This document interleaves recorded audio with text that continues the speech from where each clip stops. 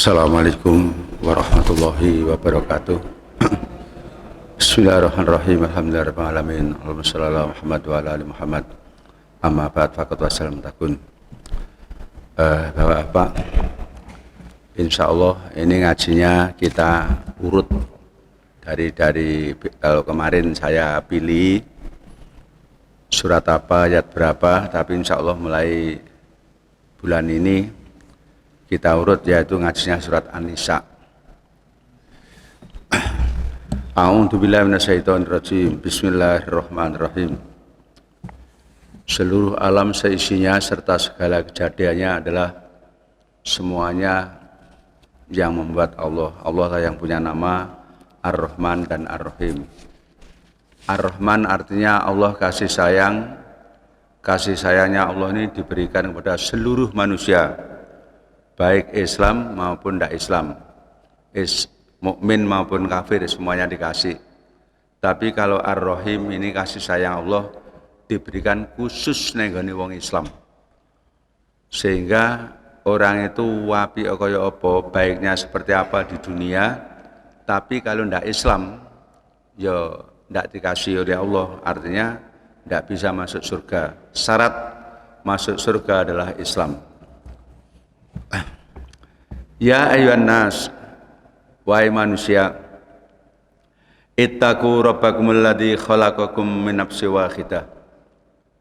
Tunduklah kamu sekalian kepada Tuhanmu yang telah menjadikan kamu dari tubuh yang satu. Jadi Allah itu membuat manusia, kata Nabi Adam, membuat istrinya pun dari tubuhnya Nabi Adam. Maka jangan sampai wong Islam itu tidak rukun, jangan sampai wong Islam itu tidak bersatu. Salah satu orang Islam itu tidak bisa bersatu diantaranya adalah, kalau kita lihat di dalam Al-Quran maupun Sunnah itu ada kalimat demikian, wastawu wala takhtalifu wa takhtalifu qulubukum. Kita disuruh lurus rapat kalau sholat, tidak boleh tidak lurus, tidak boleh tidak rapat.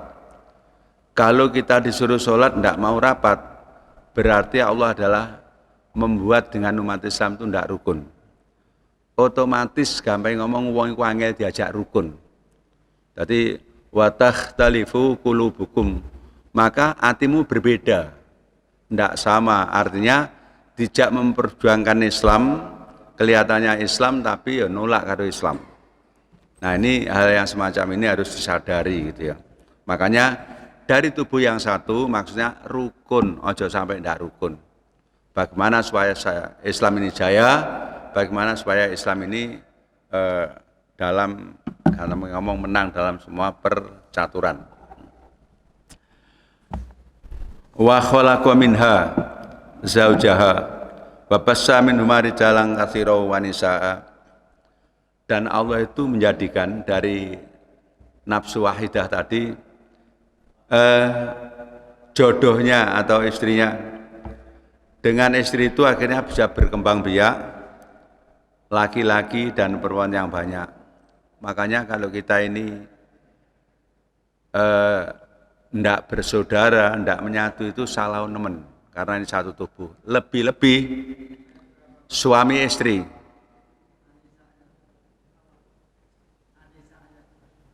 Oh, pertama Pak. Jadi ini urut, ngajinya urut insya Allah. Okay? Nanti biar saya sendiri juga tidak repot, artinya tidak repot. Kalau yang di daerah Wiyung sana minta at-taubah, ya wis monggo nggih, apa yang diminta. Di sini tidak minta, saya akhirnya tak pilihkan ini An-Nisa ini. Baik. Jadi kita ini karena dari tubuh yang satu, mestinya suami istri sampai bertengkar terus, suami istri tidak rukun, itu salah nemen. Makanya ayo bapak-bapak, keluarga kita didik yang bagus. Kalau mencari kekurangan, tidak ada orang yang sempurna, tidak ada. mesti ana kekurangane.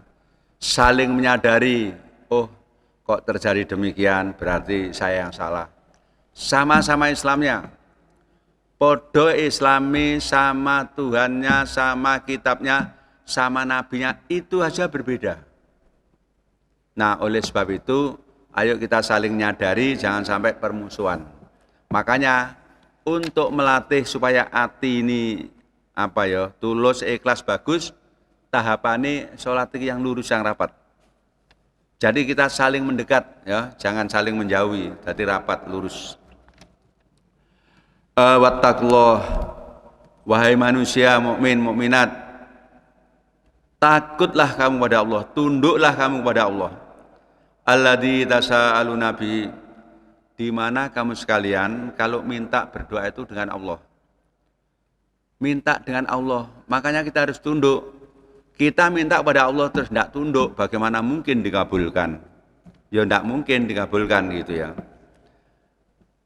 Wal arham, dan kalau cara Jawa itu tepungono, artinya bersilaturahmilah pada sanak kerabat, jangan sampai tidak silaturahmi. Ini kalimat ini biasa, sering, penting, tetapi tidak nutup kemungkinan. Jangankan katalah silaturahmi, kita dulur kandung aja ada yang bermusuhan. Bahkan anak dengan bapak, dengan orang tua pun ada yang bermusuhan. Makanya temenan ojo, ya, itu namanya memutuskan tali silaturahmi, itu dosa besar, bahkan dijamin tidak bisa masuk surga. Wong tua karo anak, saya misahkan diri. Innallaha kana alaikum raqiba, sesungguhnya Allah itu atas kamu itu adalah meneliti. Amale wong Islam iki apa sih? Ngomong Islam, ngomong mukmin, tunduk ndak dengan Al-Qur'an? Tunduk dengan Nabi, nah, itu diteliti siapa-siapa yang tunduk, siapa-siapa yang enggak. Wa atul yatama amwalahum, wahai orang mukmin, berilah hartanya, yaitu kepada orang-orang yatim. Wala tatabaddalul khabisa bitthayyib, dan janganlah kamu mengganti atau mencampur adukkan yang elek dengan yang baik. Begini, ini riwayatnya ada orang nikah, yaitu dengan orang yatim. Yatim ini asalnya kan kecil ya, bareng wis gede kan yatim. Punya bondo banyak. Kemudian kita tidak boleh seenaknya. Termasuk kita nikahi janda kembang, katalah gitu. Anaknya 4, kecil-kecil masih yatim semuanya. Orangnya kaya. Sehingga laki-laki tadi gampang ngomong. Wong sing perempuan juga seneng nikah, bareng nikah sekarang dia makan, padahal gampang ngomong sing lanang tadi karena kayanya yang perempuan makan ikut, numpak kendaraan ke sana kembali, kendaraan ini katalah si perempuan. Nah itu jangan dikira itu bondoni bojo. Pak, orang itu lek ditinggal mati, sing lanang mati, sing wedok punya anak, ibu perempuan tuh punya harta warisan hanya 1/8. Jadi kalau gampang ngomong, mobilnya pamannya itu 4. Nah, mobilnya itu 4. Istri tidak punya. Punya emek separuh nih mobil, gampang ngomong. Makanya kalau kita bersenang-senang pakai mobil, itu namanya mobil yatim. Kalau kita makan enak-enak, kita ikut pada suami, itu makan hartanya yatim. Makanya hati-hati. Tidak gampang, makanya kita ngaji biar tahu, biar perlu tahu ya. Jangan sampai makan harta anak, apalagi dicampur sing elek dengan yang baik. Katakanlah bondomu tak entekne habis karena digawe makan dulu begini-gini. Mestinya bondone anak yatim ini dibiarkan. Gampang ngomong makan dari hasil kerjanya, mestinya ngono sing apik. Jadi makanya kan ada terusnya wala takulu, dan janganlah kamu makan orang mukmin amwalahum, harta bendanya orang yatim, ila amwalikum, dengan hartamu. Artinya apa? Dicampur, akhirnya sing dipangan iku masih enak-enak, padahal barangnya dianya sedikit atau tidak enak. Nah, ini juga termasuk namanya makan hartanya anak yatim. Innahu kana hubang kabiro, begitu itu loh, itu dosa besar. Kita harus hati-hati ya, kita ini hati-hati kalau nikah dengan katalah janda kembang atau janda tidak kembang tapi kaya, ini hati-hati ya. Wa in khiftum la tuksitu alla tuksitu. Ah, ini tak terangkan sebelumnya dulu. Coba panjenengan waca iku mau artine bahasa Indonesia piye coba? Kepengen tahu saya. Surat An-Nisa ayatnya 3, benar waca artinya gimana coba? Biar paham itu loh, biar paham. Biar enak. Ayat 3 sing banter. Ya. Nanti sebagai ya, oke. Wes di sini aja. Dan jika kamu khawatir tidak akan mampu berlaku adil terhadap perempuan yatim, maka nikailah perempuan lain yang kamu senangi. 2, 3 atau 4. Wes dengarkan Pak, penting ini. Jika kamu takut, khawatir untuk menikahi orang-orang itu, tidak bisa berbuat adil, nikahilah 2, 3 atau 4. Lah ini belum apa-apa kok sudah kongkon tidak bisa adil, kok suruh nikah 2, 3 atau 4. Maksudnya gimana kira-kira? Tidak gampang ini Pak. Ini sungguhan. Ini maksudnya demikian. Uang itu bojone wis akeh, zaman jahiliyah istrinya itu belasan. Sampai 10, sampai 15, 18 dan seterusnya. Gampang ngomong pokoknya duit-duit rabi. Tidak ada batasan. Nah, le istri itu banyak terus tidak bisa berbuat adil, bernikahlah 2, 3 atau 4. Ngono lho karepe. Jangan lebih dari 4. 3 anu gitu aja. Itu pun, nah terus ayo. Ayo. Tetapi jika kamu khawatir tidak akan mampu berlaku adil, maka nikahilah seorang saja atau hamba sahaya perempuan yang kamu miliki. Yang demikian itu lebih dekat agar kamu tidak berbuat zalim. Lah sekarang kalau 4 itu gampang ngomong, sik takut, khawatir, sik tidak bisa adil, nikahlah satu yang merdeka yang bagus. Nah, itu adalah akan mendekatkan diri kamu kepada Allah atau kamu menjauh dari kedzaliman. Jadi Pak, jangan salah paham. Wong Islam nikah lebih dari 1, boleh 1, 2, 3, 4. Itu batasan, karena asalnya orang jahiliyah itu istrinya banyak. Orang sekarang mungkin mengatakan Islam itu tidak adil. Laki-laki boleh kawin sampai 4, kalau perempuan tidak boleh. Atau mengatakan Islam itu mungkin gampang ngomong kurang ajar, yaitu tidak menghargai perempuan, mungkin begitu. Kelihatannya ngomongnya benar, kelihatannya, tapi ini salah total. Pemikiran yang semacam ini, salahnya bagaimana? Justru Islam itu mengangkat harkat martabat perempuan. Asalnya perempuan saenake rabi puluhan, lah yang punya duit Pak. Katalah duit iki, bojo iki kayak saem, bojo iki kayak saem. Tidak ada artinya bagi orang kaya, wong duitnya triliunan. Nah maka di Islam itu melarang, tidak boleh. Jadi perempuan jadikan semacam itu, maksimum 4. Jadi batasan. Jadi yang mengangkat martabatnya perempuan itu Islam. Bukan kok Islam melecehkan, hati-hati. Salah pemikiran yang semacam itu. Itu pun kalau emang khawatir tidak bisa adil, tidak bisa bagus, wes 1 cukup. Ngono lho karepe. Sekarang ayat berikutnya. Coba terus artinya dibaca. Wa tunisaa dan berilah ayo. Dan berikanlah mas kawin atau mahar kepada perempuan yang kamu nikahi sebagai pemberian yang penuh kerelaan. Kemudian jika mereka menyerahkan kepada kamu sebagian dari mas kawin itu dengan senang hati, maka terimalah dan nikmatilah pemberian itu dengan senang hati. Nah, gini. Kenapa? Ini nanti ayat berikutnya. Orang laki-laki itu lek warisan mendapat 2 bagian. Kalau perempuan 1 bagian. Mungkin bagi orang-orang yang anti-Islam akan menghujat Islam.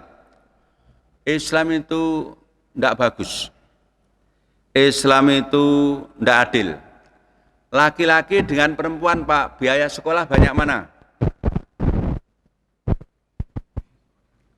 Laki-laki dengan perempuan, biaya sekolah banyak mana? Angel ya mikir. Nek secara umum Pak ngomong banyak laki-laki. Kenapa saya mengatakan banyak laki-laki? Kok tidak sama saja? Toh sekolahnya podo, perguruannya podo. Iya, karena apa?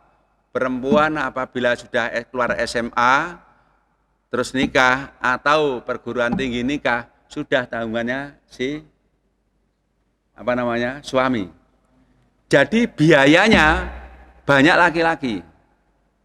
Nah, lah biayanya laki-laki kok tambah warisannya dapat 2? Iya, karena apa? Laki-laki itu adalah wajib menafkahi, wajib memberi makan kepada istri. Nah, lah istri tidak wajib, makanya perempuan bekerja itu jelek, tidak bagus. Tapi bagaimana seandainya kerja, kalau memang karo suami boleh bekerja, nah niatnya adalah membantu suami. Jangan sampai ya itu adalah seenaknya. Nah, oleh sebab itu, maka kita harus keluarga dididik yang bagus, yang baik, jangan sampai yaitu tidak rukun, umpamanya gitu. Jadi diberilah sodak atau mahar, wajib memberi mahar. Dan mahar Pak, sing ngaji ini khususnya tolong, ini sepele tapi perlu diperhatikan. Ngasih mahar biasanya kalau wong Jawa, wong nikah mahare apa? Jujur, biasa nih. Apa? Seperangkat alat sholat atau Al-Quran, kan gitu ya biasanya. Atau ada uang sedikit, ada cincin sedikit. Pak, mulai sekarang dirubah. Maharnya diusahakan hanya 0, 2 atau 1. Uang dan emas. Mengapa saya mengatakan uang dan emas? Gampang ngomong, gelang cincin plus uang, atau gelang cincin tok ya enggak apa-apa. Sebab lek panjenengan ngasih seperangkat alat sholat atau Al-Quran, apa enggak boleh? Berbicara boleh-boleh.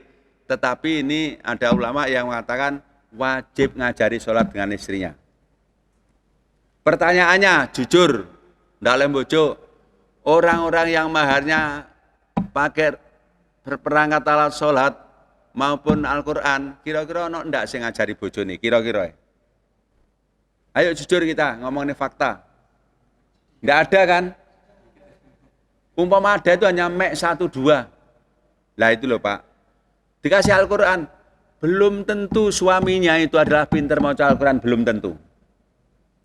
Makanya hati-hati, sekarang sudah ngaji, yaitu maharnya adalah emas atau uang. Nah, orang tua yang punya anak wedok, mahari apa? Nah. Jadi sing apik itu emas atau uang. Boleh ngomong ini, maharnya apa? Oh, nanti saya umrohkan. Sekarang sudah siap uangnya. Nah, ini uangnya sekian. Boleh. Intinya tetap uang atau emas. Itu saya mek kur ngajak memberitahu lek gelem ndak gelem ya ndak apa-apa. Monggo. Bagaimana dikasih mobil 1? Ki kuncine. Bagus. Bagus ya toh. Jadi walaupun mahar itu sedikit juga boleh, tapi utamakanlah, hargailah perempuan itu. Ojo sampai enggak bayaran. Itu pun karena suami itu kepingin memberi mahar banyak, ngono karepe hati ini. Akhirnya duit iku entek kabeh. Nah, istri ngerti, istrinya itu solihah. Akhirnya apa? Wis Mas, uang mahar kemarin ini sudahlah separuh saman bawa, katalah mungkin gitu tuku sepeda motor atau dipakai makan bersama. Nah, diterima sing apik ngono iku.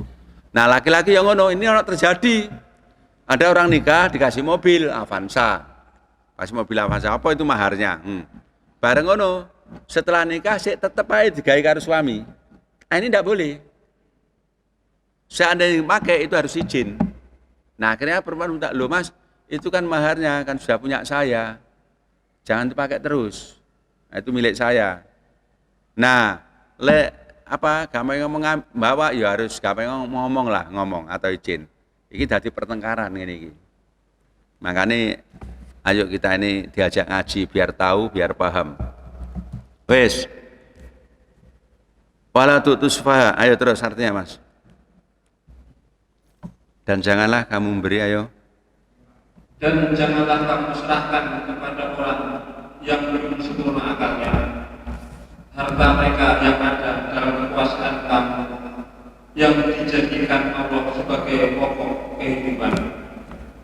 Berilah mereka belajar dan pakaian dari hasil harta itu, dan ucapkanlah kepada mereka perkataan yang baik. Intinya suami harus menjaga harta jangan sampai rusak. Gampang ngomong, pokok harta jangan sampai rusak.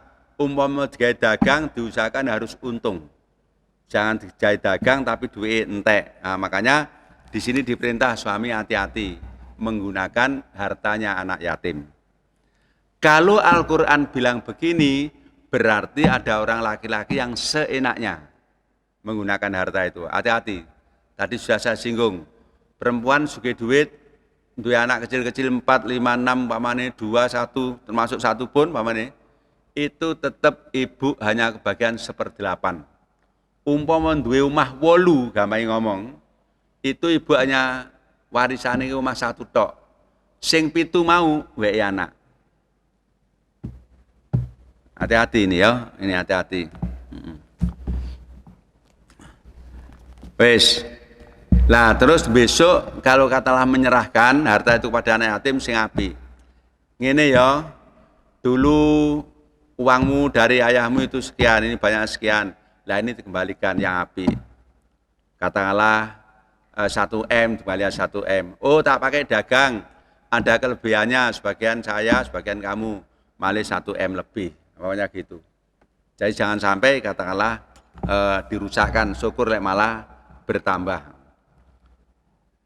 Dan cara pemberiannya, mau durung tutup ya, terus.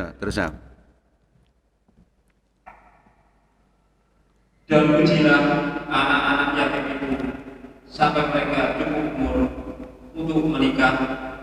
Kemudian jika menurut pendapat mereka telah cerdas atau pandai memelihara harta, maka serahkanlah kepada mereka hartanya. Wes sekarang lek tadi katalah sing dirabi katalah ibuke duwe anak yatim ndak boleh saenake. Nah, anak itu ana sing pinter, ana sing ndak pinter. Atau diuji, katalah dikasih uang, kemudian ini mampu ndak, bisa ndak mengelola itu. Nah, diuji. Lek memang mampu wis dewasa diberikan. Lek ndak, jangan. Nanti rusak ya. Nanti rusak, ndak boleh apalagi untuk senang-senang untuk obral-obralan dengan teman-temannya yang tidak ada gunanya sampai yaitu katalah dewasa atau nikah ini. Terus dan janganlah kamu memakannya harta anak yatim melebihi batas kepatutan, dan janganlah kamu tergesa-gesa menyerahkannya sebelum mereka dewasa.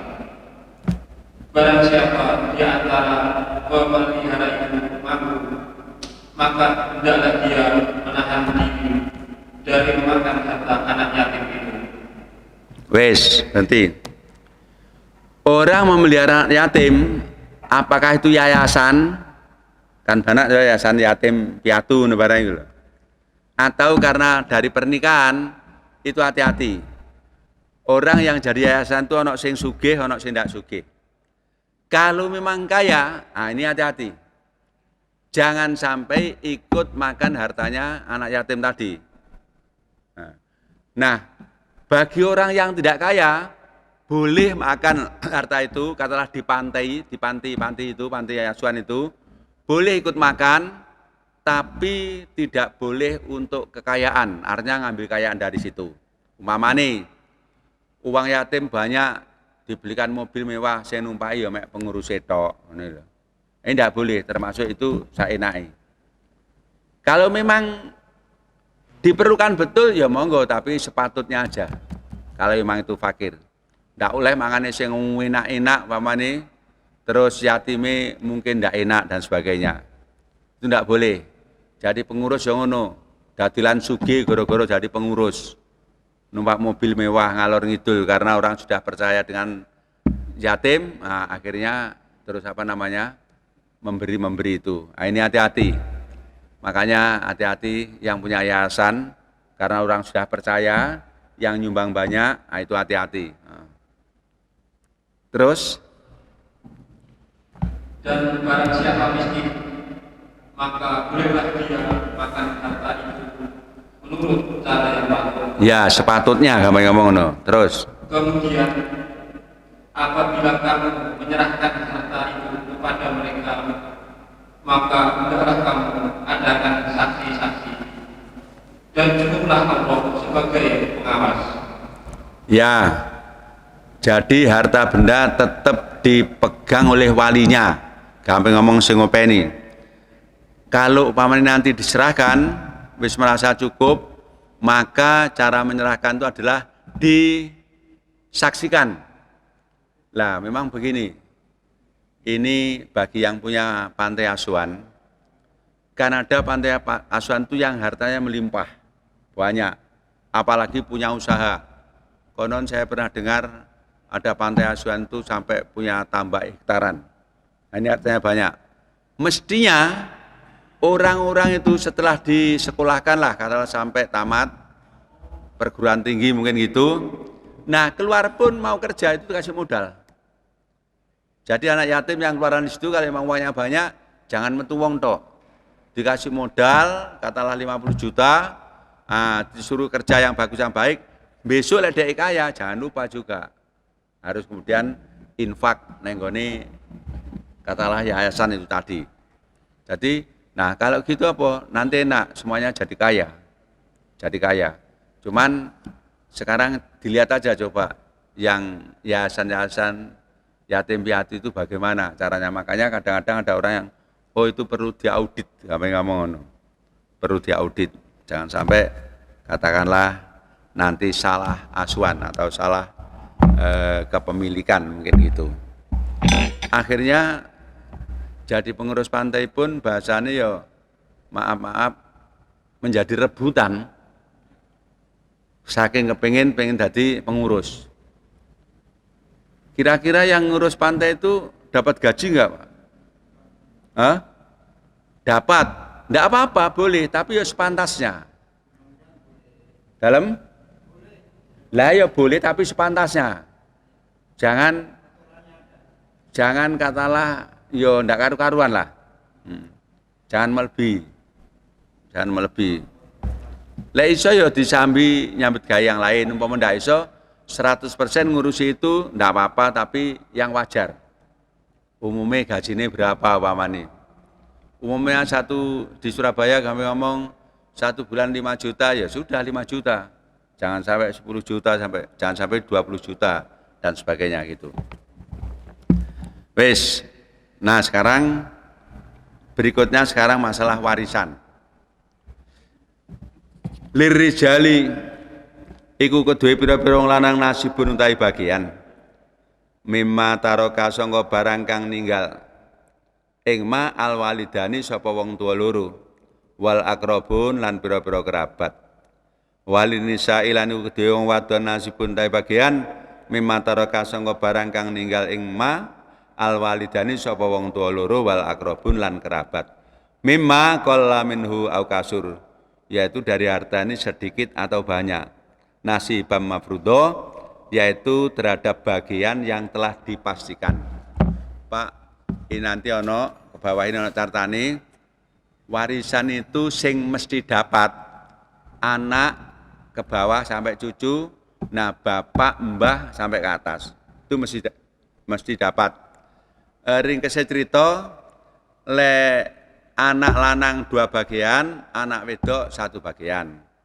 Nah, makanya sing apik Pak, uang iki lek wis mati, keluarga iku mati, katalah sing lanang, ya tahu itu meninggal, itu sing apik langsung diwaris, biar tidak campur hartanya. Nanti ada harta gono gini, gampang ngomong, wong wedok itu dulu mungkin diberikan bapaknya rumah atau tanah, ya lek sing mati sing lanang itu tidak boleh diwaris, punyanya ibu itu. Yang diwaris adalah hartanya orang laki-laki. Makanya kudu jelas, iki bondone sapa, tukone sapa. Oh iki tukone berdua pamane. Nah nek berdua gono gini. Kalau di desa itu berlaku sepikul segendongan. Artinya umpama harta itu dijual pas payu katakanlah 100 juta, yang 2/3 atau 2 bagian dibagi telu, sing gampang kami ngomong 30 juta. Karena 21, maka suami dapat 20, sing wedok dapat 10. Iku lek wong desa ngono. Tapi lek di sini kebanyakan mungkin gono gini 50-50. Nah, makanya kita ini harus nurut aturan Islam. Lah wong wedok ya ngono. Wong wedok tadi sudah saya sebutkan, lek ditinggal mati sing lanang warisane 1/8. Lek duwe anak, lek ndak duwe anak mendapat 1/4. Ini ketentuan hukum, tidak bisa di apa jenenge disamakan, tidak bisa, ya itu ketentuan. Nah sekarang jujur Pak, bahwa apa yang sudah sepuh ini kan dapat warisan dari wong tua. Coba ngaku wae, ini ngaji. Kira-kira dulu bagi warisan itu cara Islam apa cara umum? Pak, dulu bagine warisan itu cara Islam apa cara umum? Hah? Dulu cara Islam. Ya alhamdulillah cara Islam, tapi kenyataannya di masyarakat lah ya kenyataannya di masyarakat itu apa? Makanya tugas kita ini abot Pak, harus menyampaikan nenggone umat ngono itu. Tidak boleh menyampaikan lah di sinilah makanya saya, oh kalau gitu saya mulai tak ajarnya ini surat An-Nisa ini. Karena apa? Ini kehidupan yang sehari-hari ya semuanya ya ono berhubungan, tapi ini yang sering dilupakan. Nanti Pak ada ayat berikutnya yang tegas yang keras. Wong Islam bagi waris tidak nurut hukum Islam. Saya ulangi, orang Islam bagi waris tidak nurut aturan Islam, walaupun sholatnya api, bahkan apal Quran umpamanya, kira-kira mlebu swarga apa neraka Pak? Hah? Ya, kira-kira gimana? Lah, aku ndak ngomong mlebu swarga atau neraka, diikuti aja nanti ayatnya. Ya, ayatnya ono bagaimana? Wis, kita manut. Bagian 2 bagian ya 2 bagian. Lah, ini lek wong tua itu ndak wasiat pada anaknya, iso bertengkar anaknya. Podo-podo anake, ini hukum apa sini ini? Ngono ngomongi. Rata-rata begitu. Makanya tadi saya bilang, kebanyakan faktanya di kampung-kampung, di desa pun dulu 21, sekarang itu podo. Karena nuntut zaman itu ngono. Apa mana di kota wongnya ndak tahu ngaji. Nah, di sini tugasnya orang tua. Orang tua ndak boleh. Katalah meneng-menengan ndak boleh. Makanya wong tua saya wis umur harus wasiat nenggone anake lendok. Besok lek saya mati mamanya gitu, aja lali bagi warisan cara Islam. Lek ndak nanti kena ayat nanti. Kena ayat. Wis.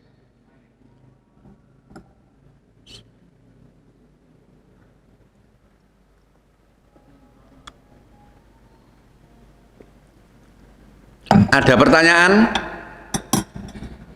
Belum ada? Belum? Ada? Iya.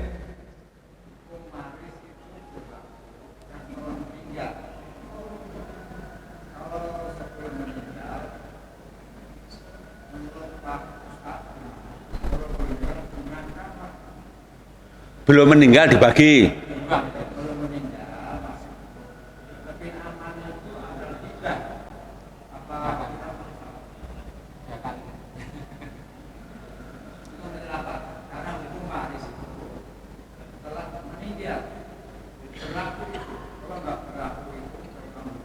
Pertanyaannya?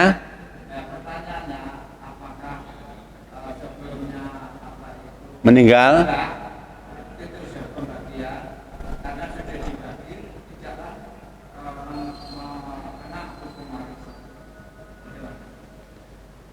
Waris itu dibagi kalau sudah meninggal. Kalau sebelum meninggal, ya, itu dibagi. Ah, dibagi apa jenenge? Memberi apa membagi waris? Hah?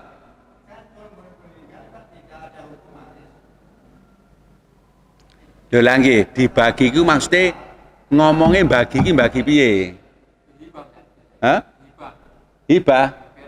Nah, sekarang lek hibah itu kudu podo. Ndak boleh ndak sama.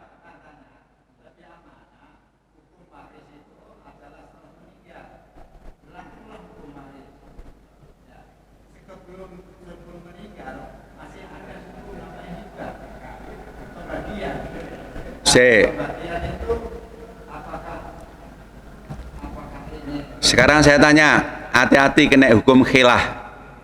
Khilah itu ngakali. Jadi mestinya hukum waris begini, dikhilah jadi gini. Itu hati-hati ngakali. Sekarang saya tanya, waktu hibah itu, saya tanya, bondone masih apa entek? Jujur.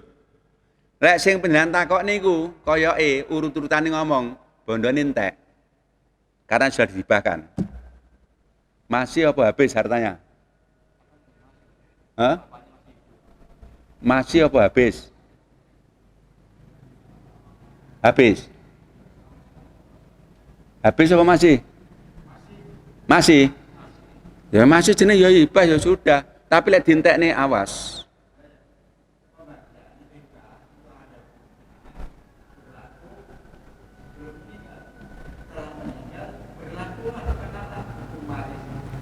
Lah nggih intinya gini loh Pak. Wis sampean ngekeki sembarang ana kudu adil. Anake pitu dikeki padha, ndak boleh ndak padha. Itu lek hibah. Nah, setelah itu kok bondone entek. Karena habis dibagi tadi, dihibahkan tadi, iku jenenge ngakali waris. Ndak boleh. Seandainya begitu hartanya kudu masih. Umpamanya tadi anak wis dikeki omah situk-situk. Nah wong tuwa sik ndek omah situk, sik ndek omah loro, kudu ngono. Ndak boleh ndak ngono, itu namanya ngakali. Ngakali hukum. Ana wong ngono memang ada. Ada itu memang orang begitu. Wes, jadi ndak boleh ngakali hukum, ndak boleh. Yang lain orang takon? Ini sebenarnya banyak persoalan di sini nih. Tinggal kita terbuka atau tidak terbuka karek ngono ae. Karena apa? Umumnya yang keluarganya telah meninggal itu jarang diwaris. Apalagi yang meninggal sik satu wong. Artinya sik satu wong, artinya itu suami tok atau istri tok itu jarang diwaris. Di Surabaya ini banyak bapak ibu wis mati itu aja tidak diwaris. Nah, itu salah. Itu salah. Memang itu haknya anak kok, hanya waris kok itu. Tidak masalah. Baik. Wa idza hadarul kismata. Ayo Mas dibagi, diwaca coba. Artinya. Dan apabila sewaktu pembagian itu hadir beberapa kerabat, anak-anak yatim dan orang-orang miskin, maka berilah mereka dari harta itu sekadarnya dan ucapkanlah kepada mereka perkataan yang baik. Gini, hukum itu ono dulu ono sekarang. Gampang ngomong ini. Dulu hukum itu orang mencuri tidak dipotong tangan. Dulu nikah itu keluarga boleh, kayak contohnya anak-anak Nabi Adam, sak keluarga sih oleh. Nah sekarang sudah tidak boleh. Lah ini yang ngono. Awalnya pokoknya wong yatim itu juga oleh warisan, keluarga juga oleh warisan. Tapi nanti akan dirinci, mari ngono tidak boleh. Lah jadi ini tidak boleh dipakai katakanlah hukum yang sekarang tidak boleh. Nah bahasanya karena sudah ada yang baru maka pakai yang baru. Istilahnya ono nasih mansuh, ono begitu. Jadi seperti pernikahan tadi. Dulu istrinya 10, 20 boleh. Nah setelah ono hukum turun maksimum 4 ya sudah 4. Jadi tidak boleh pakai hukum yang dulu. Dulu awal-awal nikah mut'ah itu boleh. Tapi akhirnya tidak boleh. Ya sudah tidak boleh. Nah, gitu. Terus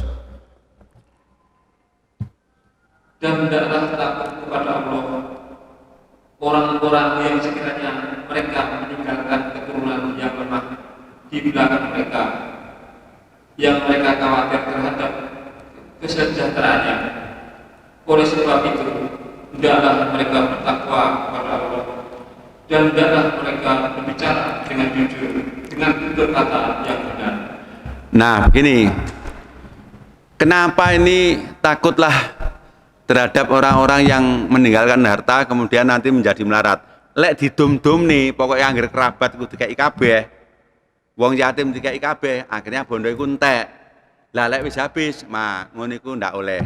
Makanya apa?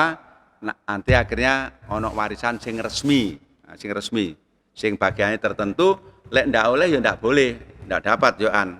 Makanya istilahnya lek Imam Syafi'i iku ono qaul qadim karo qaul jadid. Tapi ini Al-Quran itu awalnya ngono. Padha karo khamr iki lho. Khamr awalnya boleh diminum. Awal-awalnya. Nah, akhirnya ndak boleh. Nah, ngono iku.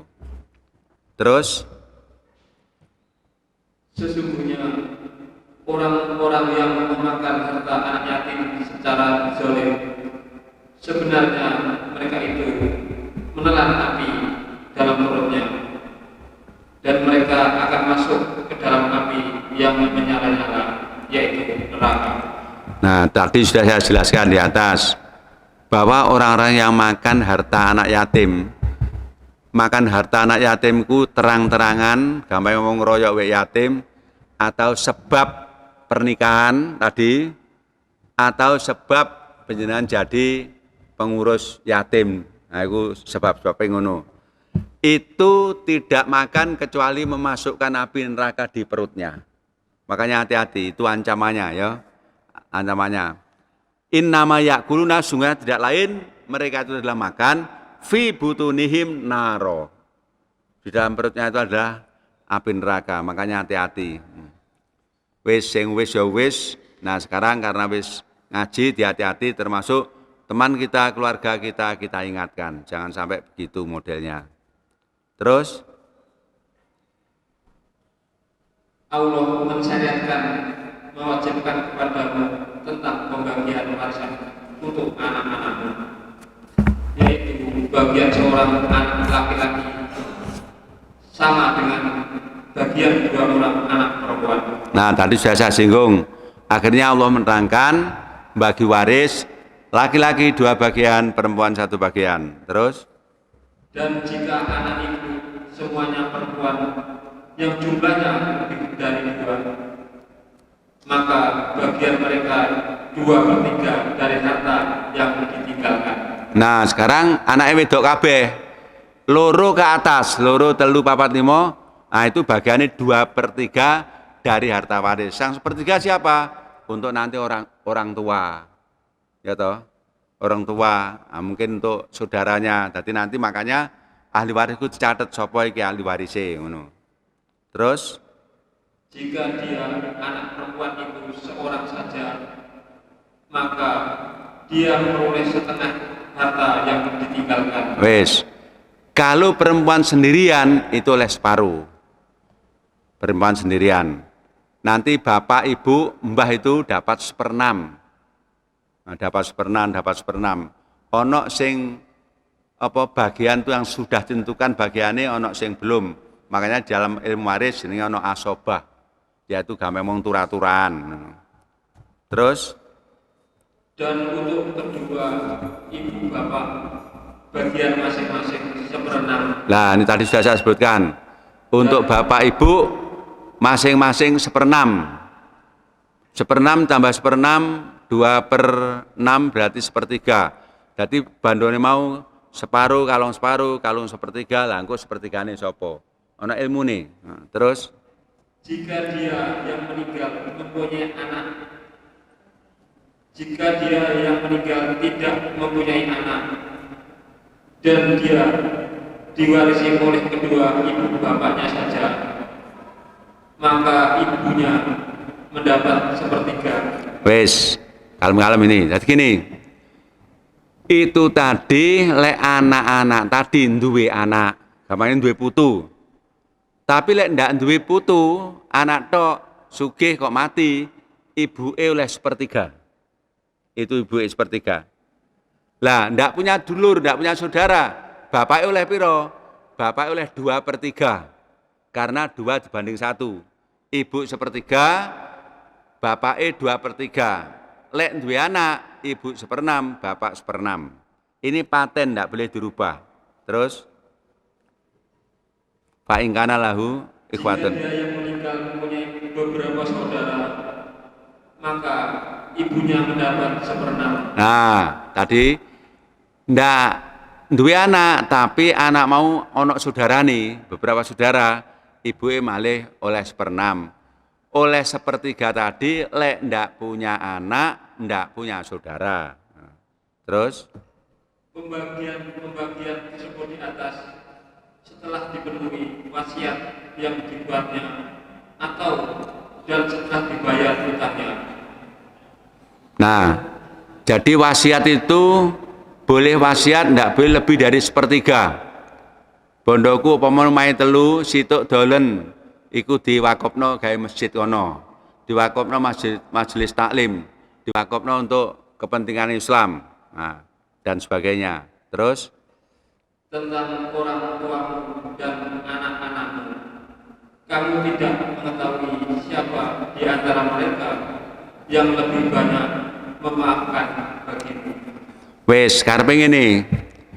Ini ketentuan dari Allah, tidak boleh meri. Artinya apa? Oleh 1/6, oleh 1/3, oleh separuh, oleh 2/3, ini tidak usah dipertentangkan. Wes ini hak prerogatif dari Allah. Nabi pun tidak boleh merubah, apalagi manusia. Nah, ngono karepe. Terus Ini adalah ketetapan Allah. Sungguh Allah Maha Mengetahui, Maha Bijaksana. nah, ini sudah ketetapan Allah, tidak usah dibantah apa ngomong. Ditambah nanti salah. Nah, ayat berikutnya itu insya Allah besok di sana diterangkan, yaitu bagaimana orang yang ngedum warisan tapi tidak menurut aturan Islam. Nah, gitu. Ada pertanyaan? Monggo, no pertanyaan?